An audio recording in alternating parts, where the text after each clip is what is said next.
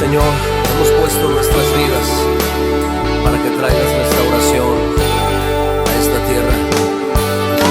Mi vida te alaba, Señor. Mi espíritu te exalta, mi Dios. Mi alma bendice tu nombre. Mi corazón confía en ti. Mi vida te alaba, Señor. Mi espíritu te exalta, mi Dios. Mi alma bendice tu nombre. Mi corazón confía en ti. No hay otro Dios, no hay otro Dios, no hay otro nombre.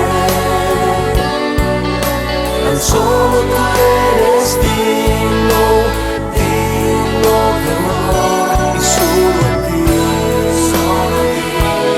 amaré. No hay otro Dios, no hay otro Dios, no hay otro nombre. Tan solo tú eres digno, digno de honor, y solo a ti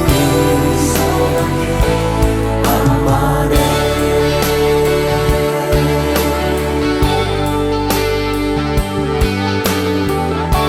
Vamos a adorarle de nuevo con este cántico. Dirígenos, Nilda. Mi vida te alaba, Señor. Mi vida te Mi espíritu te exalta, mi Dios. oh, mi Señor. Mi alma bendice tu nombre. Mi corazón Confía confía en en ti.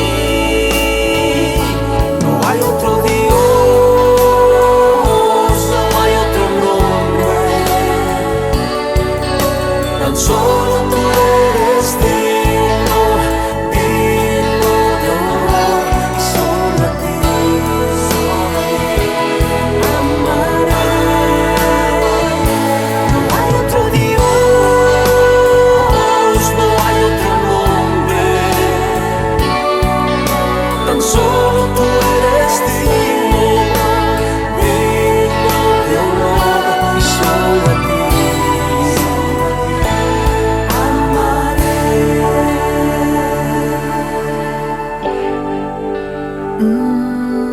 Solo a ti,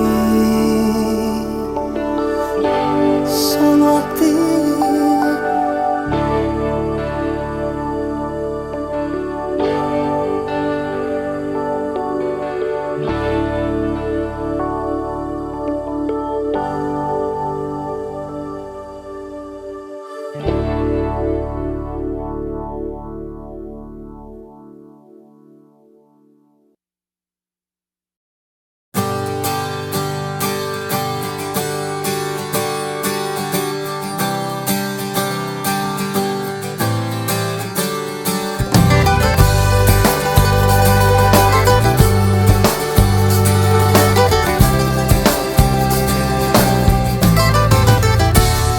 ¿Cómo podré corresponder a tanto amor que has derramado en mí?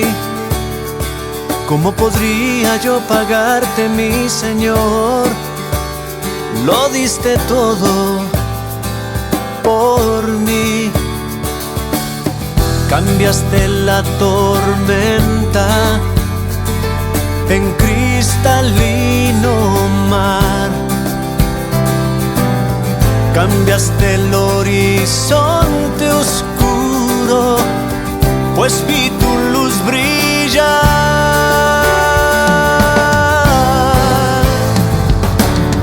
Tu amor cambió mi rumbo, cambió mi navegar. Velero soy el viento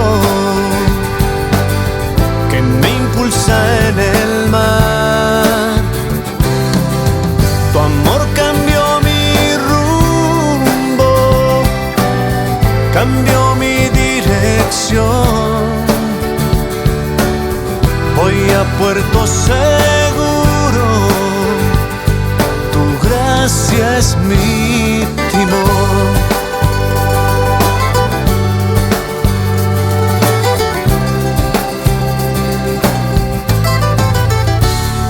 ¿Cómo podré corresponder a tanto amor que has derramado en mí? ¿Cómo podría yo pagarte, mi Señor? Lo diste todo por mí. Cambiaste la tormenta en cristalino mar. Cambiaste el horizonte oscuro, pues vi tu luz brillar.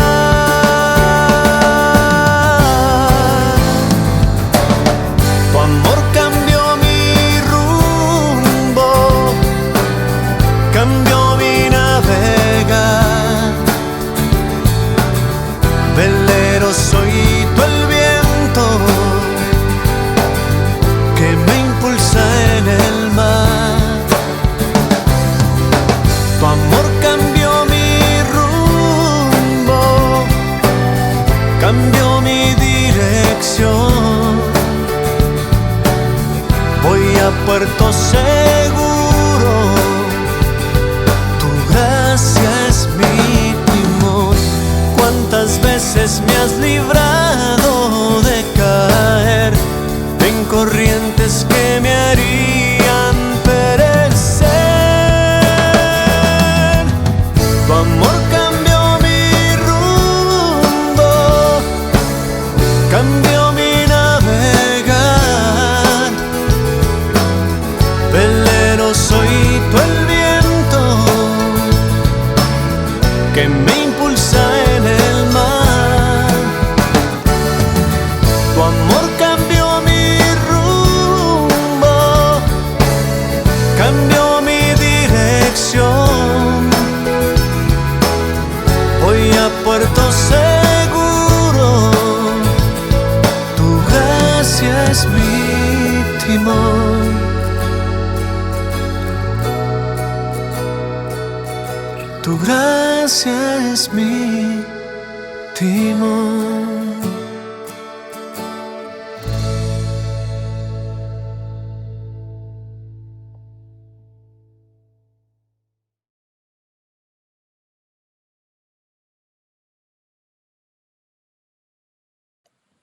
Muy buenos días, amados hermanos. Una alegría estar conectados en este precioso día que nos ha dado el Señor. Un fin de semana para adorar, alabar su santo nombre. Bienvenidos a nuestra transmisión. Estamos ya en el 12º mes de la pandemia acá en la nación americana. Y bueno, hemos visto la misericordia, la gracia de Dios acompañándonos en todos estos meses, en medio de todas las circunstancias. Por eso hay tantos motivos para darle gracias a nuestro Padre del Cielo. Y bueno, poder reunirnos por este medio como lo hemos estado haciendo durante todos estos meses. Bienvenidos a todos, amigos, familia, hermanos en la fe, en diversas regiones donde nos encontramos todos nosotros. Déjenme saludar a mi hermana Aurora Domínguez, mi hermano Julio, allá en el condado de Orange. Gracias por conectar, que tengamos más bien un servicio de mucha bendición, que la palabra de Dios nos bendiga a todos. Hermana Jessica Navarrete, allá en Wyoming, Dios te bendiga, hermana, bienvenida. Hermana Rosita, allá en México, gracias por conectar y gracias por perseverar, y esperamos que toda la familia esté bien y que estén bendecidos. También veo mi hermana Juana Arias. Bienvenida, hermana, buenos días. Dios te bendiga y bendiga a toda tu familia. También mi hermano Ángel y Norma Serrano. ¿Cómo están, hermanos? Qué gusto verlos conectados en esta linda mañana. No está soleada, un poquito de nubes, pero está bastante agradable el clima. También nuestra hermana María Esther Ávila, bienvenida, un gusto saludarte. Hermana como la hermana Leticia Redondo allá en Chihuahua. Dios te bendiga, hermana, gracias por conectar. Hermano Nemo en Fullerton, en el condado de Orange. Bienvenidos, hermanos, hermana Blanquita. Dios les bendiga y les mandamos un fuerte abrazo siempre. También veo conectado hermano Asael y Anira. Dios les bendiga, hermanos. Qué gusto saludarles y les mandamos siempre un fraternal abrazo a todos ustedes. Y bueno, van muchos conectándose. Y gracias también por hacer share, compartir esta transmisión. Y estamos seguros que, como siempre hemos experimentado, la palabra de Dios nos va a bendecir en este día, sobre todo porque esta porción que vamos a estar compartiendo habla de una realidad. El contexto de esta porción bíblica nos comunica algo que es totalmente natural, dar fruto. Por eso, si me acompañas con tu Biblia, en el Evangelio de Juan, capítulo 15, verso 8, en esa porción, el evangelista Juan capta las palabras de nuestro Señor Jesús cuando está hablando a sus discípulos. Ese es el círculo inmediato en el cual Él está diciéndoles lo siguiente: en esto es glorificado mi Padre, les dice, en que llevéis mucho fruto, no fruto escaso. No, la particularidad de lo que describe Juan es que dice mucho fruto, abundante fruto, fruto en abundancia está hablando, y usa esta palabra para simbolizar, no solamente para ellos, sino para todos nosotros, el fin de nuestra relación con el Padre, con el Hijo y con el Espíritu Santo. Y luego continúa diciéndoles Jesús: y así seáis mis discípulos. O sea, la manera, podríamos decir, de que se reconoce a los discípulos de Cristo es que llevan fruto. Esto lo dijo en un contexto muy interesante, porque el capítulo 15, desde el verso 1, dice Jesús: yo soy la vid verdadera, y está usando una serie de palabras que están describiendo y están comunicando algo, como les decía, que debería ser totalmente natural. Si pudiéramos parafrasear el capítulo 15, verso 8, tal vez entenderíamos así en las palabras de Jesús. Si ustedes, nos estaría diciendo a todos nosotros, dan mucho fruto, si ustedes dan mucho fruto y viven realmente como discípulos míos, mi Padre estará orgulloso, feliz de ustedes. Amén. Esa manera de entender seguramente nos está haciendo sentir de que, claro, tú y yo, todos, queremos agradar al Padre, queremos dar alegría al Padre.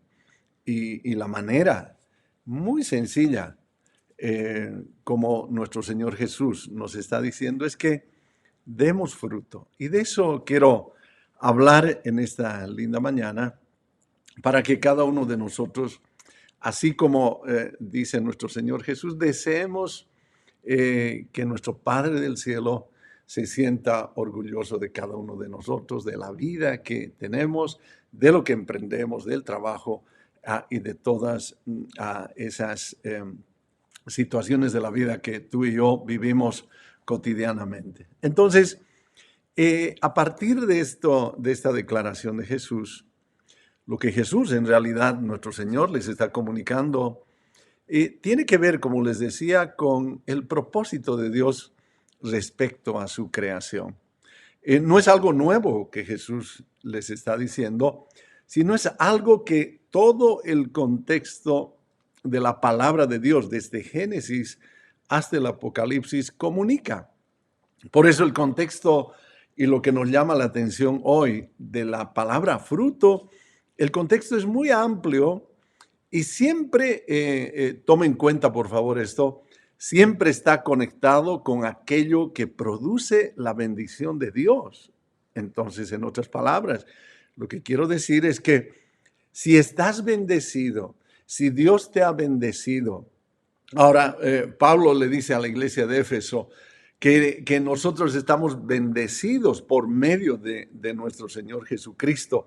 Amén. Si estamos bendecidos, siempre en conexión a la acción de Dios, siempre va a exhortar y va a decir nuestro Padre del cielo que demos fruto y fruto en abundancia.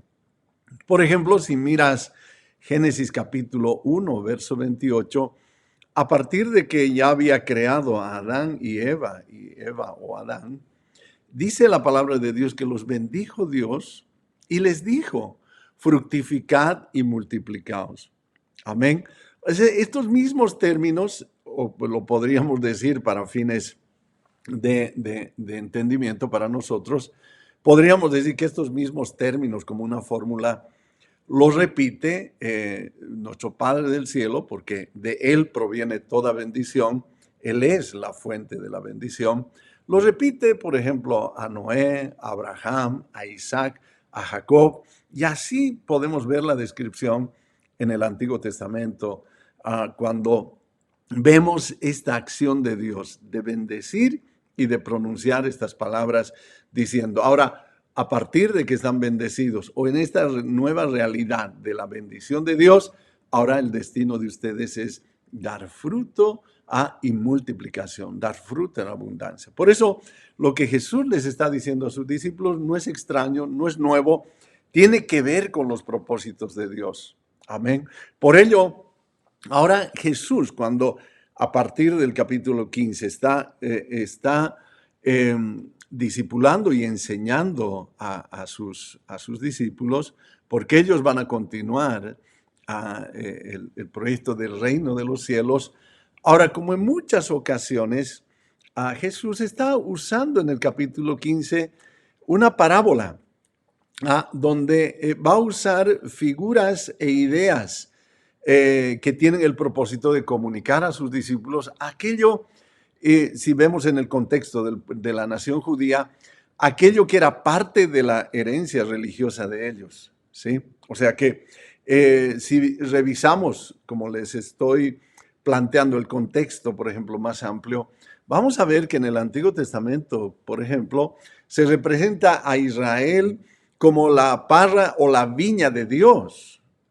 Isaías, en el capítulo 5, narra también una parábola donde la viña del Señor de los ejércitos, dice así, es la casa de Israel. Pero en esa parábola de Isaías capítulo 5, está planteando la siguiente idea, que el agricultor había hecho todo para que esa viña pudiera producir fruto y fruto en abundancia. Amén, no fruto escaso, sino fruto de acuerdo al cuidado, a la provisión del viñador, amén, del agricultor. Ahora, lo extraño de esta parábola es que, habiendo hecho todo, dice que esta viña no dio fruto, sino dio un fruto corrompido, podríamos decir, desagradable, hermanos, y pronuncia al final de esa parábola palabras de desaprobación respecto a esa viña que no ha dado el fruto que se esperaba. Así como esta imagen, también Jeremías plantea eso en el capítulo 2 del libro de Jeremías. Dice, yo te planté de pura cepa, dice el Señor. Es el mensaje de Dios, ¿no? A Israel, como comunica por medio de Jeremías, pero Dios siempre simbolizando como el agricultor espera que esa siembra dé fruto y fruto en abundancia y, por cierto, fruto agradable para él. También lo hace el profeta Ezequiel en el capítulo 15, donde compara a Israel eh, una vid cuya madera, dice él, no sirve para nada más que para el fuego, dice. También Ezequiel en el capítulo 19, en los versos 10 al 14, dice, con una parra en medio de la viña, que luego, dice, es arrojada al desierto, como diciendo, no sirve su fruto, no sirve su fruto. Siempre está comunicando la idea de que el viñador ha hecho todo el esfuerzo, ha cuidado, ha provisto, ha dado los nutrientes, ha habido agua, ha habido todas las condiciones para que dé fruto y fruto en abundancia y agradable, por cierto. Por eso vamos a leer en el Antiguo Testamento que esto es lo que Dios espera de su pueblo, si hablamos de la nación judía, de Israel. También el profeta Oseas encontré en el capítulo 10, también la misma referencia, amén, en ese sentido, como los salmos también están comunicando. Ese es el contexto más amplio, ¿no?, de lo que Dios espera de su pueblo, y lamentablemente que su pueblo, simbolizando la viña, no dio fruto y fruto que le agrade a Dios. Por lo tanto, hermanos, a partir de las palabras de Jesús y del contexto del Antiguo Testamento, podríamos tú y yo concluir y decir que la marca distintiva ahora para los discípulos de Jesucristo debe ser el llevar fruto. Amén. Es más, Jesús en el Evangelio de Mateo, en el capítulo 7, tú puedes leer cuando Jesús está diciendo que, por ejemplo, construye una idea y una comparación entre aquellos que dan mal fruto y los que dan buen fruto. Y él dice que esa es la manera de cómo se reconoce a las personas, ¿no? En Mateo capítulo 7, si estamos hablando ahora de que el fruto es la marca distintiva de los discípulos de Jesucristo, en Mateo capítulo 7 encontramos las palabras de Jesús respecto a esto, cuando les dice en el verso 15, guardaos de los falsos profetas que vienen a vosotros con vestidos de oveja, pero por dentro son lobos rapaces. Una advertencia les da en el verso 15. Y concluye diciendo en el verso 16, por sus frutos los conoceréis. Amén. Entonces, estaría comunicando que el fruto describe la manera como nos comportamos, la manera visible como damos testimonio, la manera visible como estamos declarando y demostrando, en otras palabras, cómo es la vida de uno. Por eso hace esta comparación y dice al final del verso 16, ¿acaso se recogen uvas de los espinos o higos de los abrojos? Está apelando a la naturaleza. Amén. El verso 17 por eso dice, así todo buen árbol da buenos frutos, pero el árbol malo da frutos malos. Y el verso 18 continúa diciendo nuestro Señor, no puede el buen árbol dar malos frutos, no corresponde a su naturaleza, ni el árbol malo dar buenos frutos. Todo árbol que no da buen fruto es cortado y echado en el fuego. No sirve para nada, estaría diciendo. Así concluye en el verso 20, que por sus frutos los conoceréis. Amén. Qué importante poder reconocer y conectar el verso 20 con lo que estamos diciendo a partir del verso 8, lo que va a ratificar Jesús en el Evangelio de Juan. En esto es glorificado mi Padre, les dice. Ahora, subrayando la importancia de esto que les dice, ¿no? En que llevéis mucho fruto, en que llevéis mucho fruto. Y esa es la manera como ustedes van a mostrar que son mis discípulos. Amén. Qué importante entonces ir conectando estas ideas para poder entender ahora en cuanto a nuestras vidas, como iglesia de Jesucristo, cómo debemos dar testimonio y cómo debemos comunicar al mundo en general de que somos seguidores de Jesús. Es de la manera como damos testimonio, está diciendo nuestro Señor Jesús, pero también está diciendo, y es de la manera como tú y yo, los que amamos a Dios, vamos a agradarle a Él y vamos a alegrar su corazón. Por eso, queridos hermanos, debemos entender que llevar fruto o dar fruto es el resultado ¿de qué? De estar en comunión, en unidad. Amén. No se puede dar fruto desconectados. No se puede dar fruto o no se puede llevar fruto, es la idea. Amén. Sin estar en comunión con el Padre, con nuestro Señor Jesús y en comunión con el Espíritu Santo.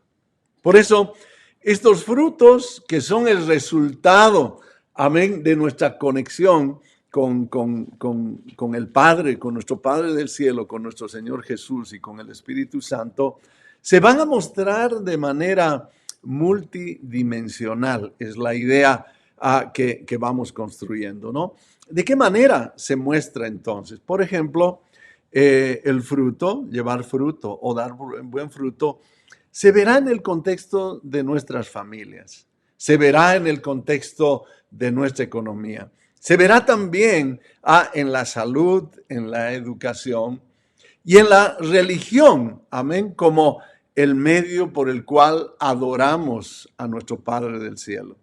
Amén. Entonces, para que de manera concreta tú y yo podamos entender esta idea de lo que Jesús está diciendo, de dar fruto y fruto en abundancia, nos estaría comunicando entonces que en todos los órdenes de la vida cotidiana, donde tú y yo en la semana nos desarrollamos y nos movemos, debería reflejarse este fruto de manera concreta en nuestro matrimonio, en nuestra familia, en nuestro trabajo, en nuestra economía, en la salud, en la educación y en la religión, por citar de manera multidimensional en las áreas de la vida cotidiana. Amén.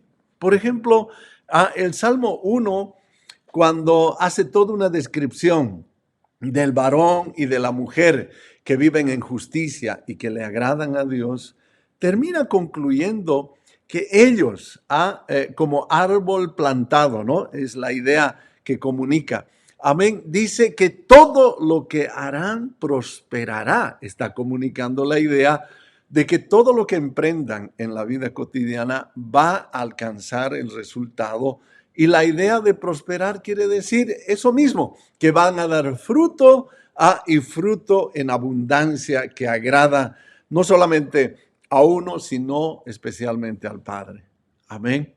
Hasta ahí podemos ir construyendo esta idea de lo que Jesús está comunicando y realza, sin lugar a dudas, a esto que es importante para todos los que decimos que amamos a Dios, que amamos a nuestro Señor Jesús y que estamos conscientes de que no estamos en la vida nomás de paso, sino más bien de que hay un propósito en la vida y que este propósito en la vida debe ser de testimonio para muchos que anhelan en su corazón, hermanos, dar fruto, que no vivan una vida no más de paso o sin trascendencia, sin importancia, hermanos. Amén. Pero también quiero invitarte a mirar algo que el apóstol Pablo habla acerca también de dar fruto. Y está hablando de otra condición también el apóstol Pablo, cuando habla del fruto que se produce internamente, no solamente de forma visible, amén, no solamente en cuanto a los contextos de la familia, la economía, el trabajo, sino ahora el apóstol Pablo habla de los frutos internos, de los frutos que se manifiestan de manera interna hacia afuera. Amén. Y que el apóstol Pablo, cuando le escribe a la iglesia de la región de Galacia, les habla del fruto del Espíritu. Amén. Gálatas capítulo 5, verso 22. El apóstol Pablo ahora va a hablar del fruto del Espíritu. Y cuando expresa esta frase, va a enumerar, podríamos decir, 9 elementos que son producidos en el corazón del cristiano, amén, y que son producidos, ¿por qué? Por mantenerse en comunión, en unidad con el Espíritu Santo. En otras palabras, está describiendo el fruto del Espíritu, está describiendo el carácter del cristiano, que viene de adentro, amén, aquello que el Espíritu Santo está produciendo en la vida del cristiano, amén, y que es producido de acuerdo a lo que Pablo está comunicando, por el poder del Espíritu Santo. Porque el Espíritu Santo como consolador, como paráclito, como ayudador, querido hermano y hermana, está procurando transformarnos ¿a qué? A la semejanza de Cristo. Eso mismo Pablo le va a decir en la segunda carta a la iglesia de Corinto y también a la iglesia de Roma, hermanos, amén, que la labor del Espíritu Santo, la operación, podríamos decir, del Espíritu Santo en el interior, en el corazón del cristiano, es procurar transformarnos a la semejanza de Cristo. Por eso podríamos meditar horas y horas en el fruto de los 9 aspectos que es producido por el Espíritu Santo. Hay que notar especialmente que el amor encabeza esta lista, pero Pablo aclara que ninguna ley, hermano, ningún esfuerzo humano jamás podría desarrollar esta clase de carácter. Por eso, si conectamos ahora la idea del apóstol Pablo, hermanos, expresado en la carta a la iglesia de Galacia en el capítulo 5, con lo que Jesús está diciendo, se completa la idea de que producir fruto, dar fruto, se debe ver en el ser, en el cristiano, en el discípulo de Jesucristo de manera integral, por fuera y por dentro. Amén.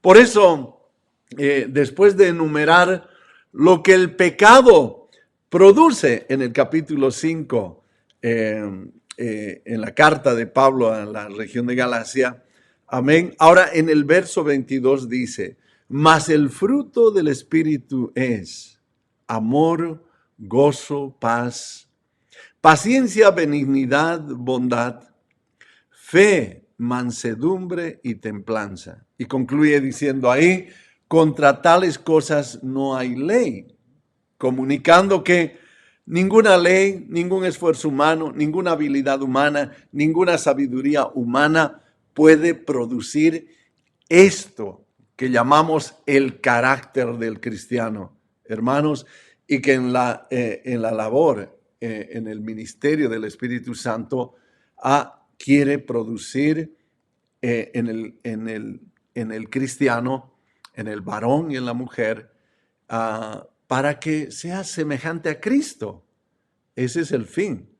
Por eso, ahora debe llamarnos la atención el estudio minucioso de estas palabras, porque podríamos decir, si tú y yo queremos dar testimonio de que somos cristianos, estos son los frutos del carácter que se debe manifestar. Ahora, por cierto, es un proceso difícil en muchos contextos.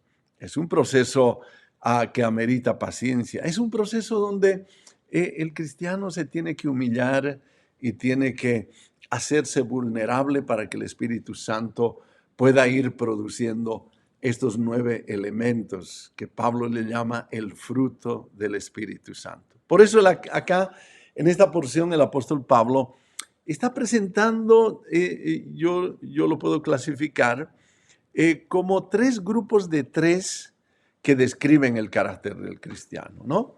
Y el primer grupo de estos tres grupos que presenta el apóstol Pablo, el primer grupo, que son el amor, el gozo y la paz, está manifestando el carácter del cristiano, pero que tiene que ver con su relación como discípulo de Cristo, en su relación con el Padre.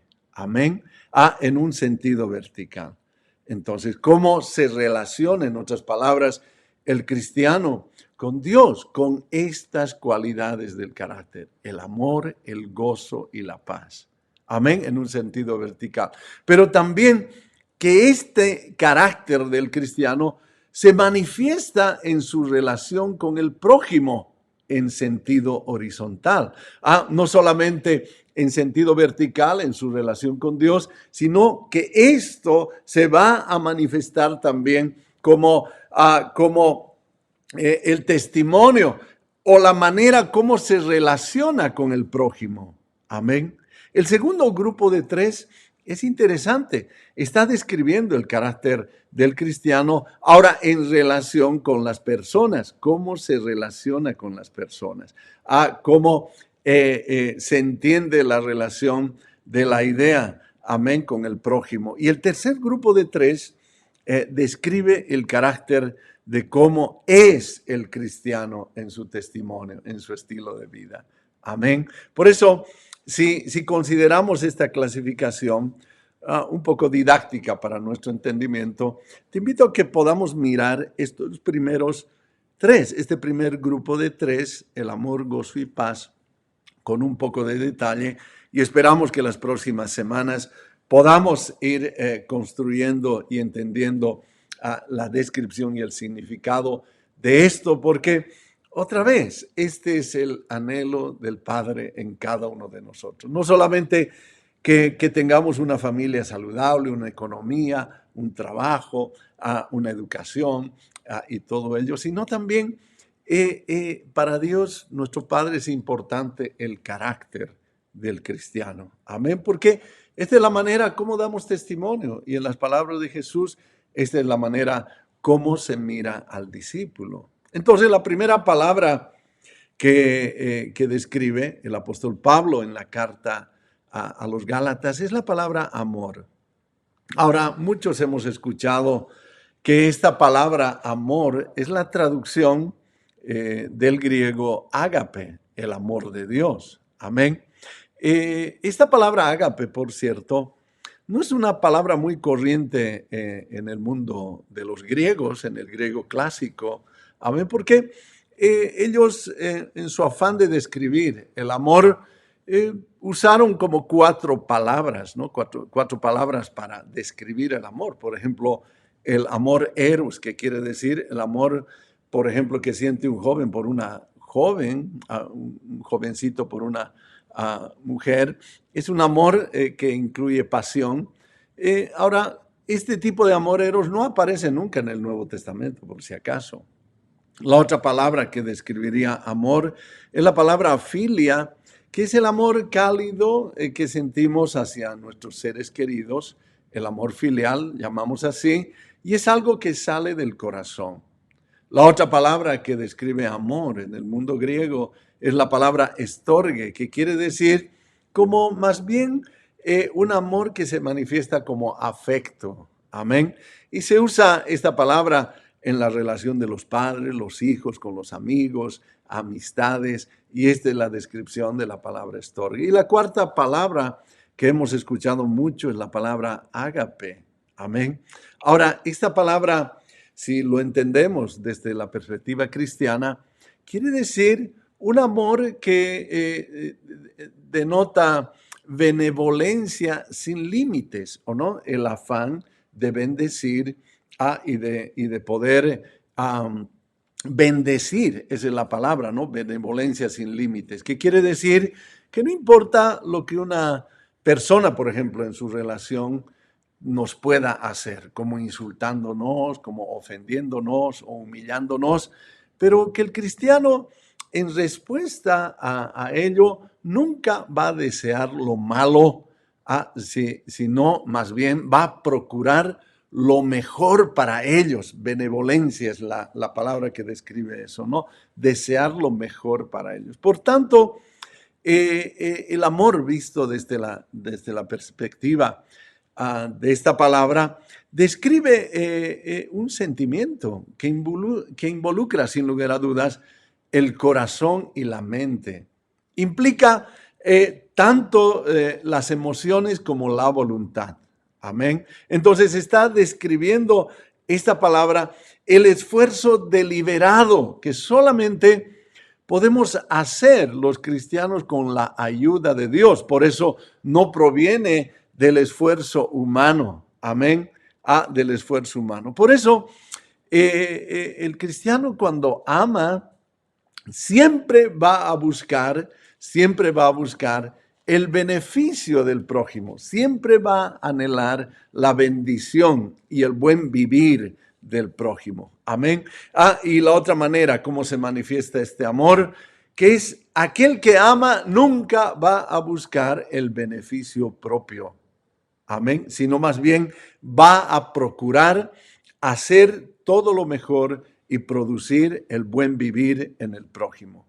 Y por cierto, Jesús esto lo enseñó en el Sermón del Monte, cuando sugería cómo el testimonio, cómo la vida, el estilo de vida de los cristianos debería conducirse en relación con todos sus discípulos, queridos hermanos. Amén. Pero también aquí quiero llamar tu atención porque así como la palabra ágape nos comunica eso en su significado, también en el hebreo encontramos la palabra ahava, que alguna vez lo he mencionado y lo he enseñado en anteriores predicaciones. Y esta palabra ahava se puede entender como, ahora, ese amor compasivo y misericordioso.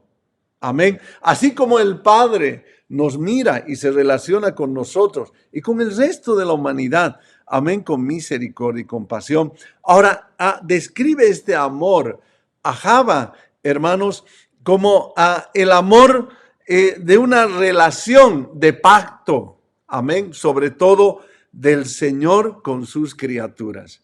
Pero ahora, cuando esta palabra ahava se convierte en el sustantivo Gesed, tiene una fuerza tremenda, mis queridos hermanos. ¿Por qué? Porque significa el amor benévolo. Amén. Especialmente, y aquí subrayo en el significado de la palabra ahava, especialmente entre personas que están ligadas por un pacto sagrado. Amén. Qué lindo es entender esto, que ese amor que produce el Espíritu Santo en realidad es el resultado del amor que ha sido derramado sobre nosotros de nuestro Padre del cielo por medio de nuestro Señor Jesucristo. Ahora, con este contexto podemos entender lo que el Deuteronomio capítulo 6 dice en cuanto a las instrucciones y a las leyes a su pueblo. Y les dice: y amarás a Jehová tu Dios de todo tu corazón y de toda tu alma y con todas tus fuerzas. Por cierto que estas palabras Jesús lo repitió allá en Mateo capítulo 22, verso 37, cuando le preguntaron acerca de cuál era el mandamiento mayor. Ahora, a esta idea que repitió Jesús, de amar a Dios de tres maneras: con todo el corazón, con toda tu alma y con todas tus fuerzas. Ahora Jesús, ese sentido vertical, lo comunicó ahora ese amor en el sentido horizontal, añadiendo, hermanos, que amarás a tu prójimo como a ti mismo. Amén. Ese amor que se mueve, podríamos decir, en tres dimensiones: en sentido vertical, en sentido horizontal con el prójimo y con uno mismo. Amén. En otras palabras, lo que está diciendo a nuestro Señor Jesús es que el que ama, el amor de Dios es así, se entrega por completo a Dios. Diga amén conmigo, por favor, en esta linda mañana. Se entrega por completo a Dios, de corazón, de alma, de pensamiento, de acción, y con el fin de agradarle en todo. Amén. Ahora, en el plano horizontal, cuando procuramos, hermanos, el bienestar del prójimo, primero de la familia y después en todas las dimensiones donde nos movemos, cuando procuramos, hermanos, que el buen vivir del prójimo, también agradamos a Dios, porque así Él procura con cada uno de nosotros. Cuando tú y yo ahora en nuestra familia, con el resto de nuestra familia extendida, en el trabajo, donde quiera que nos movemos, hermanos, procuramos a producir el buen vivir, bendecir a la gente, que es el resultado del amor, hermanos. Amén. A ese amor que se da con generosidad, ese amor aún que se manifiesta en la capacidad de perdonar, amén, las ofensas más grandes, hermanos, y procurar el buen vivir. Ese amor, dice el apóstol Pablo, amén, es el resultado de lo que el Espíritu Santo está haciendo en la vida del discípulo de Cristo. Qué impresionante, siempre me ha maravillado leer el capítulo 21 del Evangelio de Juan.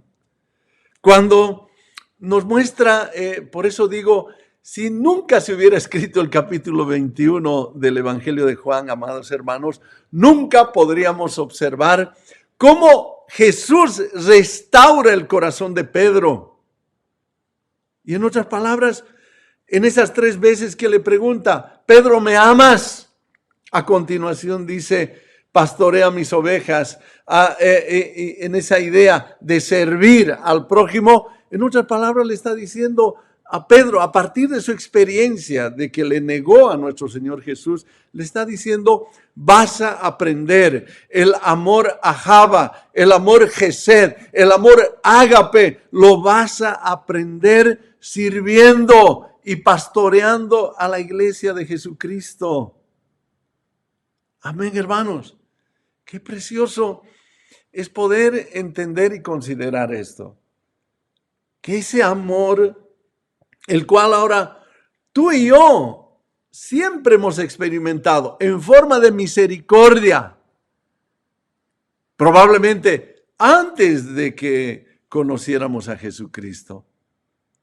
Era el amor de Dios, benevolente, misericordioso, donde acompañado con la gracia hacía que podamos vivir, pero ahora mucho más siendo la iglesia de Jesucristo. Por eso esto resalta la idea, ¿no? Cuando Jesús dice en el verso 8 de Juan 15, que es el texto que estamos estudiando en esta linda mañana, dice, en esto se va a conocer que son mis discípulos, en que llevan fruto. Ahora la realidad, amar de esta manera, amados hermanos, es una idea extraña en el mundo porque en el mundo rige una justicia retributiva, ojo por ojo, diente por diente. Parecería ser la idea de que si me amas, yo te amo. Si me odias, yo te odio. Pero lo que la palabra de Dios está diciendo más bien, y en el Sermón del Monte Jesús lo dijo, si te odian, tú ámalos, bendícelos y ora por ellos. Completa la idea. Busca y procura el bienestar de ellos. Qué poderosa esta palabra. Si el mundo conociera la iglesia de Cristo, manifestando este fruto visible en nuestras relaciones, en todo lo que hacemos, sin lugar a dudas, queridos hermanos y hermanas, muchos anhelarían conocer a nuestro Padre del cielo, conocer a nuestro Señor Jesucristo, quien vino a producir eso en la vida de nosotros, y apreciaríamos mucho más el trabajo del Espíritu Santo, porque esto está procurando el Espíritu Santo en la vida del creyente. Amén. La segunda palabra que usa es la palabra gozo. Esta palabra es traducida del griego jará. Y lo característico de esta palabra es que muy corrientemente describe esta palabra gozo, que procede más bien de una experiencia interna espiritual. O sea, en otras palabras, este gozo no es producido por nada que el mundo pueda dar. O sea, no es producido el gozo por la economía, por el dinero o por ciertas condiciones. Amén. Sino más bien, este gozo es producido por una experiencia espiritual. Amén. Así como lo dice el Salmo, por ejemplo, capítulo 30, el Salmo 30, verso 11. Amén. Cuando el salmista dice, has cambiado mi lamento en baile, desataste mi cilicio, dice, y me ceñiste de alegría, de gozo. Por tanto, dice en su experiencia el salmista, por tanto, a ti cantaré gloria mía y no estaré callado, porque Jehová Dios mío, te alabaré para siempre. De este gozo que sale del interior, jará, está hablando el apóstol Pablo. No es el gozo que es efímero, no es el gozo condicionado a las circunstancias de la vida, no es la alegría condicionada a ciertas circunstancias, sino más bien es el gozo, la alegría que es manifestada, hermanos, como resultado de nuestra comunión, de nuestra vida espiritual, de nuestra unidad con el Padre, con el Hijo y con el Espíritu Santo. Amén. Esta misma palabra Pablo lo comunica a la iglesia de Roma en su carta, en el capítulo 14, y a los filipenses en el capítulo 1, versos 4 adelante. Amén. Entonces, no es la alegría, les decía, que nos producen las cosas materiales, las circunstancias de la vida o las condiciones. Más bien, debemos considerar que no es el gozo que produce, por ejemplo, los triunfos, los éxitos, que son el producto posiblemente de competiciones. No está hablando de ese gozo, sino más bien es el gozo cuyo fundamento está en Dios, en nuestro Padre del cielo. Por eso el gozo, jará, la palabra traducida del griego, me gusta siempre describirla con esta palabra. Es la alegría o la felicidad. Amén. Que irradia de la vida del creyente. Es una expresión, en realidad, conectado con el tercer elemento, la palabra paz, shalom. O sea que el gozo, jará, es la expresión exterior, hermanos, ¿de qué? De una paz interior. Por eso la palabra gozo y paz están conectados uno con otro.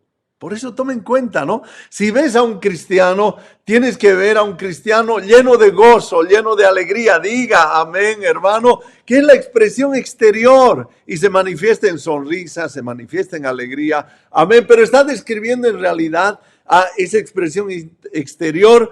¿Por qué? Porque hay una paz interna, una paz interior. Entonces, como tal, este fruto es visto y conocido por todos los demás. Les voy a contar, muchos de ustedes conocen a mi esposa Eliana.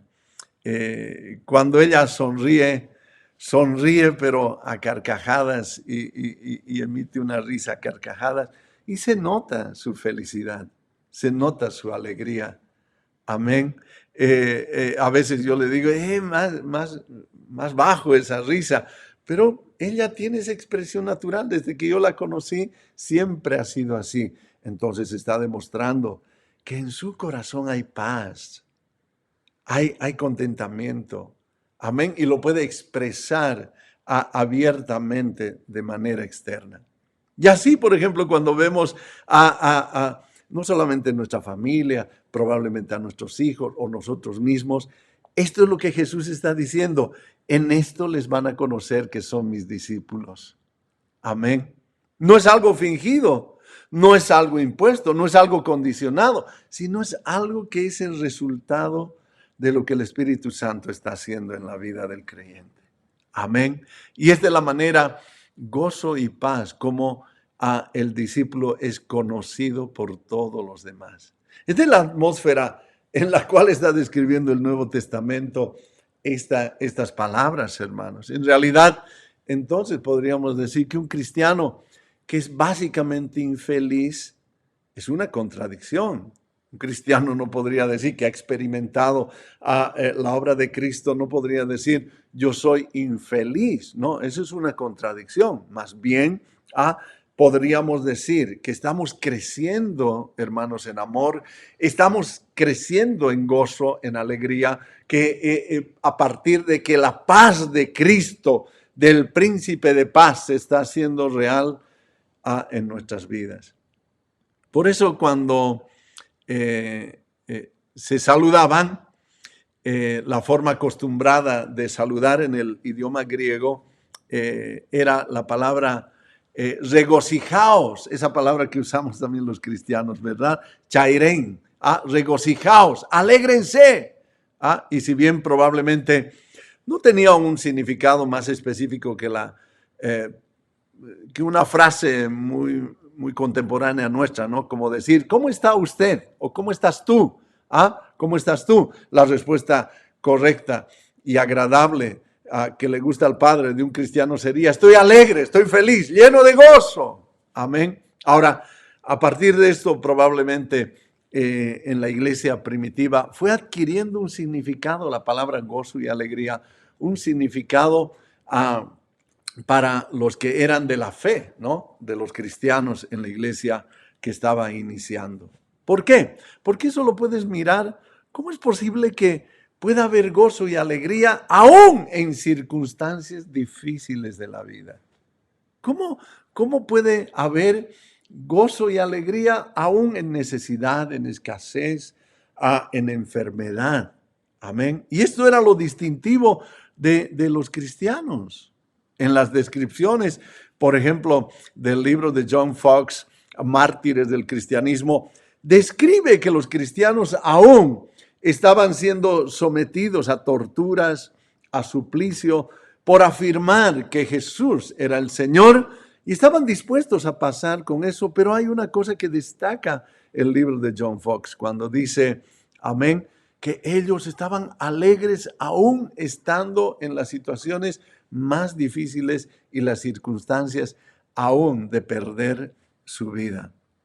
Me gusta cuando William Berkeley en su comentario dice, como un saludo entonces entre los cristianos cuando se decían en la iglesia primitiva, el gozo sea contigo. No solamente la paz sea contigo, sino el gozo sea contigo, conectando las dos palabras. Por eso, la palabra gozo le añade luz a cada uno de nosotros, hermanos, y está realzando todas las virtudes cristianas.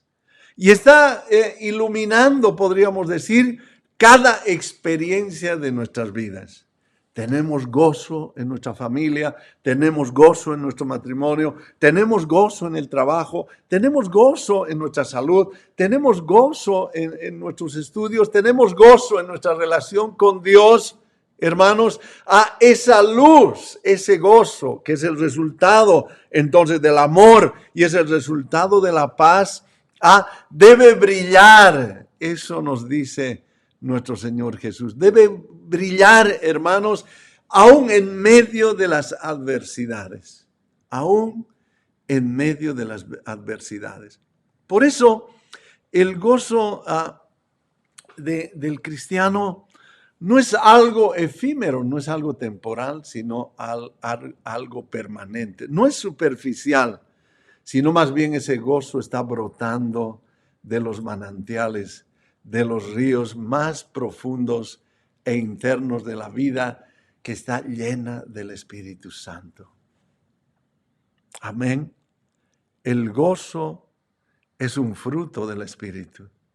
Y el gozo se manifiesta externamente, hermanos, porque hay una paz interna, eirene. Y el tercer elemento, para ir concluyendo en este día, es la palabra paz. Shalom en el idioma hebreo. Amén. Ahora, esta palabra paz, traducido del griego, es la palabra eirene. Y se usaba, dice, de dos maneras interesantes.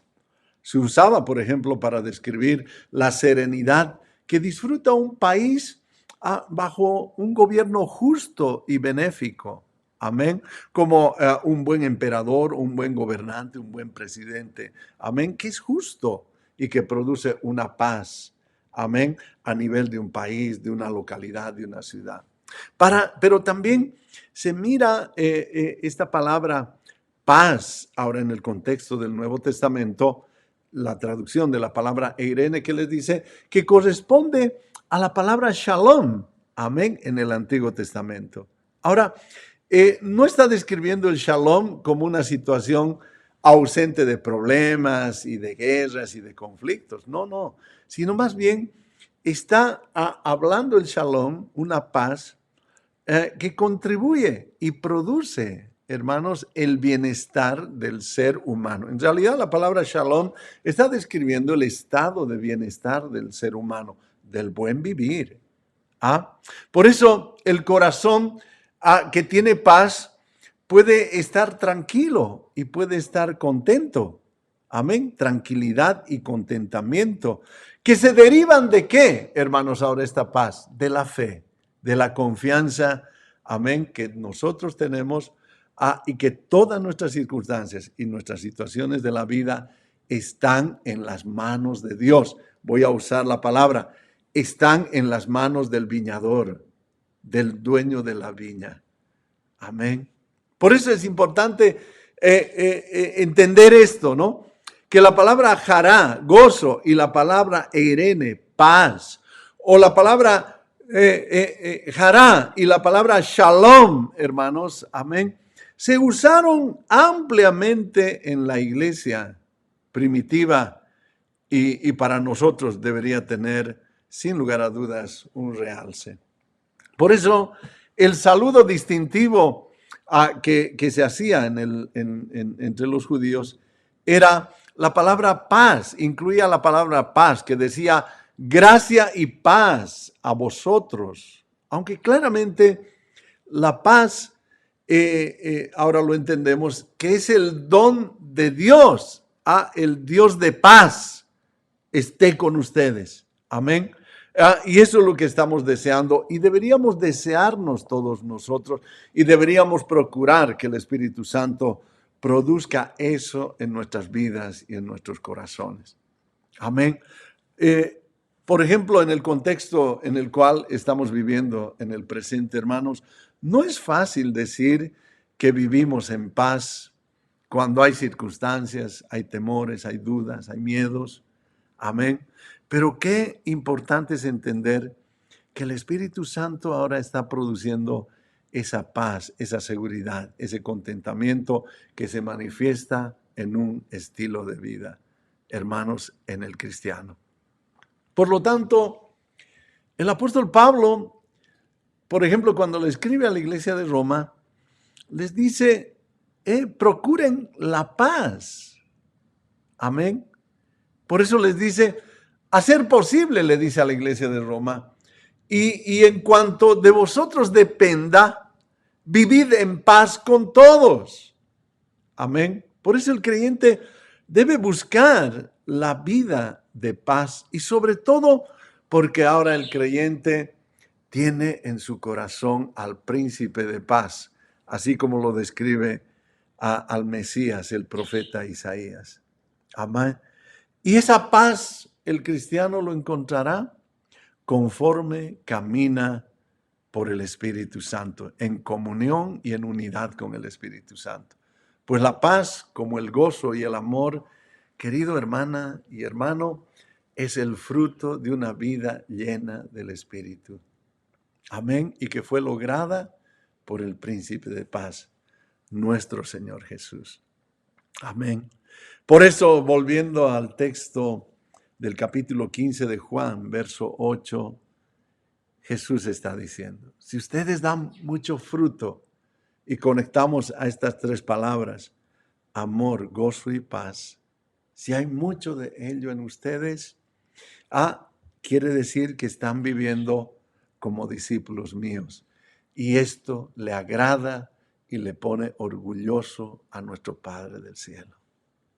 Amén. Qué riquezas, hermanos, encontramos en la palabra de Jesús.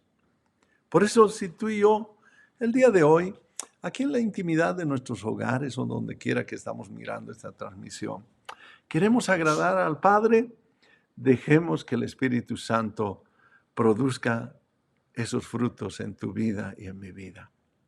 No hay nada mejor, a partir de las experiencias que tenemos con nuestro Padre del cielo, no hay nada mejor que irradiar amor, gozo y paz como testimonio para que el mundo conozca a nuestro Padre del cielo, a nuestro Señor Jesucristo y al Espíritu Santo. Amén. Que tu vida sea bendecida, querido hermano y hermana. Amén. Que tu vida, en lo que haces, en todo lo que hagas, dé fruto y fruto en abundancia. Sobre todo en tu familia, en tu trabajo, en tu economía, en tu salud, que ahora es tan necesario en el contexto, sobre todo en el cual estamos viviendo. Amén. Y qué lindo entender que ese fruto que manifestamos es el fruto que Dios quiere ver en cada uno de nosotros. Amén. Que tu vida sea bendecida, como te dije. Y por eso oramos siempre para que ahora, en el orden de lo que hemos entendido, nuestro Padre del cielo derrame bendición sobre cada uno de nosotros. ¿Qué les parece? Oramos. Padre del cielo, te damos gracias en esta linda mañana. Gracias, papito. Gracias, gracias. Sobre todo, gracias por tu palabra, Señor, porque viene como bálsamo a nuestro corazón, Señor. Porque así queremos vivir, Señor. Queremos vivir en paz. Queremos vivir en gozo. Queremos vivir en alegría, Señor. Y queremos manifestar ese amor que tú has derramado en cada uno de nosotros, Señor. Primero con nuestra familia, después con nuestra familia de la fe y con el resto del mundo, Señor. Y de esta manera queremos dar testimonio, Padre Santo, de que tú eres real, Padre. Gracias, gracias te damos. Y aprovechando esta oración, Señor, ponemos las peticiones que cada uno de nosotros tenemos, Señor. Ponemos nuestras cargas, nuestros anhelos, ponemos, Señor, a nuestros deseos en tus pies, Padre Santo, para que en el nombre de Jesús, Señor, tú lo hagas, Señor. Por eso oramos por todos mis hermanos que están conectados desde diferentes puntos, Señor. Tú conoces sus corazones, tú conoces sus vidas, y esa paz que sobrepasa todo entendimiento se derrame en cada uno de ellos, Señor, porque si esa paz gobierna su corazón, Señor, habrá gozo, y ese es el resultado del amor, Señor, que has derramado en cada uno de nosotros. Bendice a cada uno de ellos, Señor. Son muchos los que están conectados, Padre, pero tú los conoces, conoces sus vidas, conoces sus anhelos, conoces sus luchas, conoces absolutamente todo, Padre. Y gracias, gracias siempre te damos, Señor. Somos hijos agradecidos, Padre. Gracias en el nombre que está sobre todo nombre, en el nombre de Jesús. Amén, amén y amén. Amén, hermanos. Muchas gracias nuevamente por conectarse. Les mandamos un fuerte abrazo, esperando que nuestro Padre del cielo les bendiga siempre. Y seguramente, si Dios lo permite, será hasta la próxima semana en un nuevo estudio. ¿Por qué? Porque hay vida en la palabra. Dios les bendiga. Muchas gracias.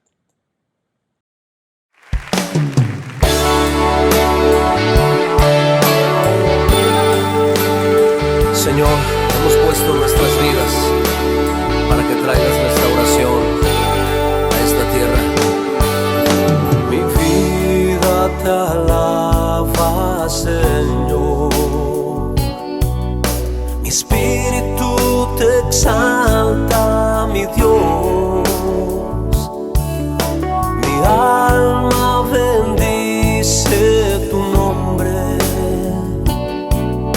Mi corazón